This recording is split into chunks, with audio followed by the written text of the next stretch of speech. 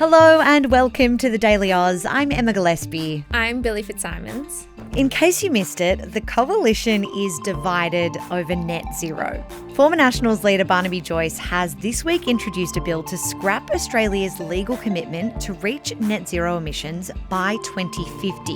And that move has exposed some pretty deep divisions within the coalition, who are now split over their climate policy. Joyce's push comes as Liberal branches in Western Australia and South Australia vote to abandon net zero commitments, disagreeing with other parts of the Liberal Party who want progressive climate goals.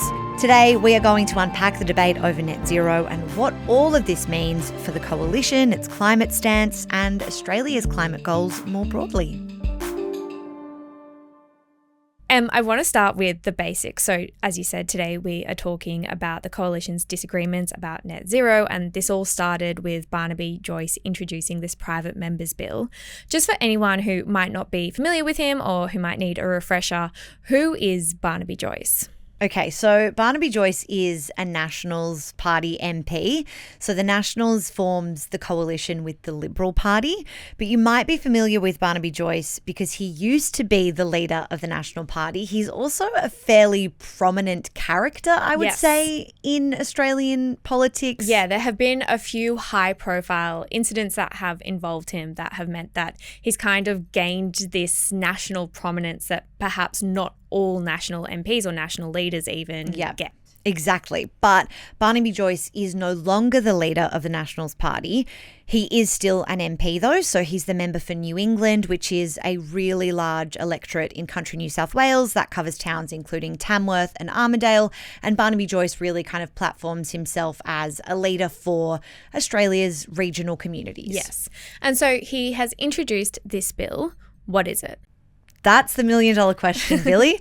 On Monday, Barnaby Joyce introduced what's known as a private members bill to the House of Representatives. Now, a private members bill is basically a draft law that isn't introduced by someone in government, which, as you mentioned, Joyce is not. He is part of the opposition. So if an opposition MP wants to table a proposed piece of legislation, that's known as a private members bill. Now, that is exactly what Barnaby Joyce has done. He's introduced a bill that would repeal the law binding Australia to reach net zero emissions by 2050.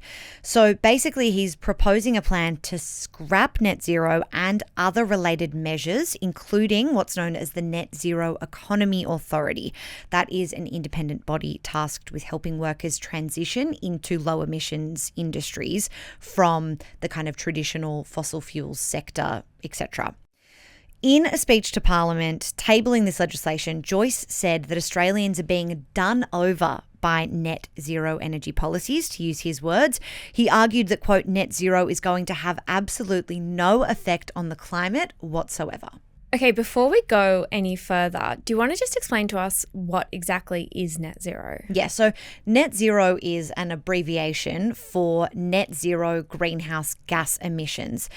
And it's a concept or a target that basically refers to balancing the amount of greenhouse gases we produce with the amount we take out of the atmosphere. So a goal that there will not be more emissions created by industries like fossil fuels than the climate targets or efforts to remove those emissions from the atmosphere. Yeah. When someone first described net zero to me, they said, imagine a bath that is kind of at its brim. Mm-hmm. And so for every bit of water that you want to add to the bath, you have to take some out in order to make space for the new water. Interesting. That's a good one. Yeah, that really helped me. Bath. Yeah, that really helped me understand net zero, that you have to take out as much as you put in so that there's no more overflowing. It's a balancing act. So in the Albanese Labor government's first term, they legislated a plan to achieve net zero greenhouse gas emissions by 2050. And the plan is to do that by transitioning towards renewable energy sources like wind and solar and away from fossil fuels. The goal didn't just come out of nowhere, though. This is backed by UN climate scientists who basically say all countries around the world need to reduce their emissions faster to limit global warming to 1.5 degrees above pre-industrial levels. That's the sort of climate benchmark of making sure temperatures do not exceed those levels. Going above those levels has these kind of bigger picture, long-term, frankly disastrous consequences. And we also know that above 1.5 degrees of warming has occurred around the world on average for back-to-back months, according to the updates that we get from big climate authorities. Okay, so we have Labor who legislated this target to have net zero by 2050. Yep. I believe that was in 2022.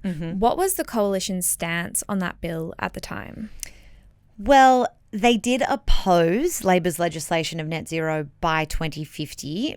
But, and I think this is an important nuance, the coalition did go to the last election. So you'll remember that wasn't very long ago, May this year, pledging to achieve net zero by 2050. So they opposed the original legislation, but they went to the most recent election saying that they will achieve that target. The important nuance here, I guess, continuing with that, is that the coalition had a different proposal for how to get there compared to Labor. That included nuclear energy, but they didn't disagree with the premise of net zero by 2050. Got it. So both major parties agree that Australia should achieve net zero by 2050. They just have different views on how we should get there. Exactly. But then this week, Barnaby Joyce, who is part of the coalition, has introduced this bill to remove Australia's legislated target to achieve net zero by 2050. How many times have we said that on this podcast already? And so that gave us a hint that perhaps there's this disagreement within the coalition about net zero moving forward. Yeah, and you have to remember this comes after the coalition had a lot of turmoil in between its historic election loss and Parliament returning just this month. The coalition broke up. You know, we spoke about it here on this podcast. There were a raft of policy measures that the Nationals didn't feel they could agree with the Liberals on, and that they wanted to walk away, have some time apart. Nationals leader David Littleproud and Liberal leader Susan Lee came together to work through that. We have a coalition back together, back in the 48th Parliament, but it's definitely been a trying time, you could say, for this major part of Australia's political landscape. Yeah. So where does this leave the coalition now? Where does Barnaby Joyce introducing this leave the federal coalition? Hi, I'm Zara. I'm the co-founder of the Daily Aus, and we started this company because we think news can be done differently. If you agree, you can hit subscribe. It's the best way to help us grow. Now, back to the video.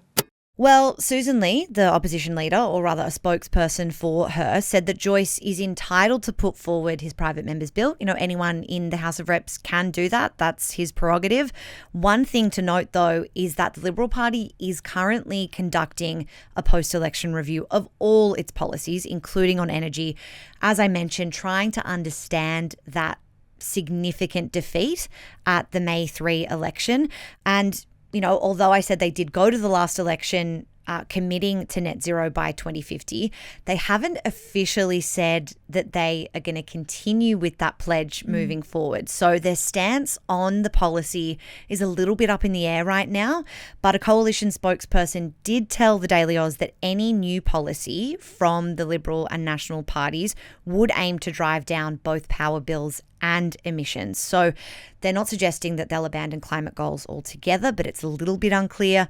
Some coalition MPs are backing Barnaby Joyce's push. So that includes Liberal MP Garth Hamilton, who's supported scrapping net zero, but others completely disagree. So we've got Victorian Liberal Senator Jane Hume, who said successive elections had shown Australians have voted for stronger action on reducing emissions, suggesting that going the other way would only harm the coalition's results at the next election. Got it. So we know that there is some internal disagreement here, and we don't know yet what the official party position is. That's still to come.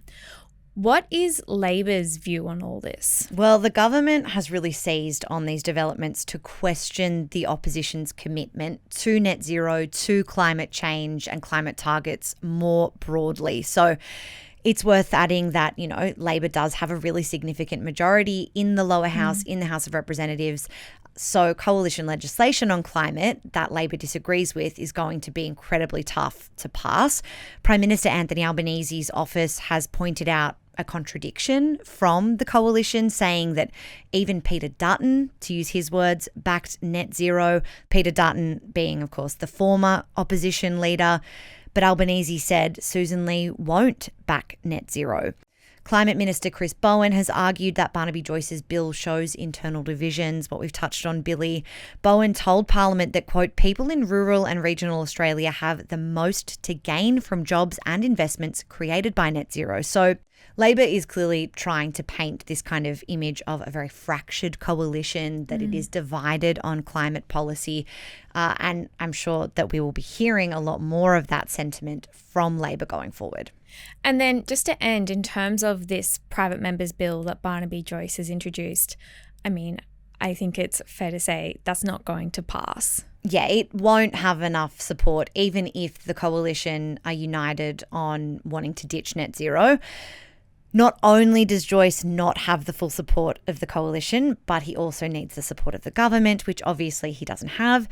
That being said, though, I think that this is a discussion that we'll expect to hear a lot more of over the next 3 years, particularly if the coalition thinks that less ambitious climate targets might appeal to more Australian voters. I think the jury's out on that for right now, but there is a global trend of, large democracies, take the US, walking back some of their climate targets. It's one that we will keep a very close eye on, as well as all of the different policies that the coalition is set to announce, I presume within the next year or so after this review takes place. Yeah, well, exactly. And also I just want to add that the federal government has to unveil its 2035 target by September this year. So there is a lot of policy conversation going on at the moment. There is a top climate chief from the United Nations here in Australia right now. His name is Simon Steele, and he is essentially arguing for exactly the opposite of what Barnaby Joyce is pushing for. So Steele has called these talks around the government's 2035 target as a defining moment for Australia. He said that the government has, quote, one shot to build a blueprint that protects Aussie workers and businesses by preparing them for a fast-changing global economy. So this is the UN climate chief who also gave an address to business leaders, really arguing that strong climate measures have strong economic rewards. That's kind of been his big push here this week. So Simon Steele said that half measures will destroy property and infrastructure, hammer households, bankrupt regions, and punch holes in public budgets, while he said real action opens the door to real leadership and big rewards for what he called this ambitious, capable country. Yeah, it's a conversation that's definitely going to be heating up. Is that a pun? I didn't mean it to be a pun. But I know that Australia is also bidding to host COP31, which is the UN climate conference that happens every year. They are hoping to host that. Well, Australia is hoping to host that next year. So another one to keep a very close eye on, and the Daily Aus will be there every step of the way. Thanks, Em. Thank you, Billi. And thank you so much for listening to this episode of the Daily Aus. We'll be back this afternoon with your evening headlines, but until then, have a great day.